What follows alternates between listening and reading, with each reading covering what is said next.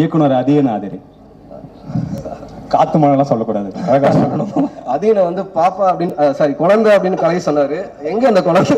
வின்சுவா அப்படிதான் சொன்னாங்க. நான் படம் அவர்கிட்ட கதை கேட்கும் போதெல்லாம் ஃபர்ஸ்ட் குண்டு பண்ணும் போதெல்லாம் அவர்கிட்ட பேசும்போது நான் ஒண்ணு அப்படிலாம் நினைக்கவே இல்லை, என்ன நீ அப்படி நினைக்காத அப்படின்னு. அப்புறம் ஸ்பாட் போனதுக்கு அப்புறம் தான் தெரிஞ்சது நான் தான் அந்த இன்னசென்ட், நீ இல்லை.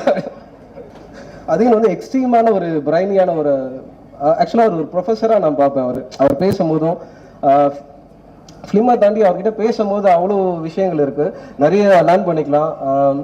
குண்டுல வந்து அவரை தான் இமிடேட் பண்ணியிருப்போம், அந்த ஸ்லாங்லேருந்து எல்லாமே. அது கனெக்ட் ஆச்சுன்னு தெரியல அவருக்கு. அதீன் சார் ஒரு இன்னசென்டா பட் வித் நாலேஜ். அவர் ஒரு வளரும் புத்தா. அந்த ஸ்டோரி நல்லா இருக்கு ஆக்சுவலா, முன்னாடி சொன்ன ஸ்டோரியை விட இன்னசென்ட் ஆனா நாலேஜ். நைஸ். ஓகே, அடுத்து ஒரு கலையரசன். ஒன் வேர்ட்ல சொன்ன ஒரு லைன்ல அதீன் அறிவு. ஓ அப்படி, ஓகே ரைட். கலையரசன். கலை வந்து சூப்பரா எல்லாருமே வந்து பார்த்துப்பாரு. கலையை பத்தி சொல்லல. அப்போ கலை வந்து கலை எப்படி? ஓகே, அடுத்து உங்க கூட ரித்விகா நடிச்சிருக்காங்க முதல்ல. ஸோ ரித்விகாவை பத்தி.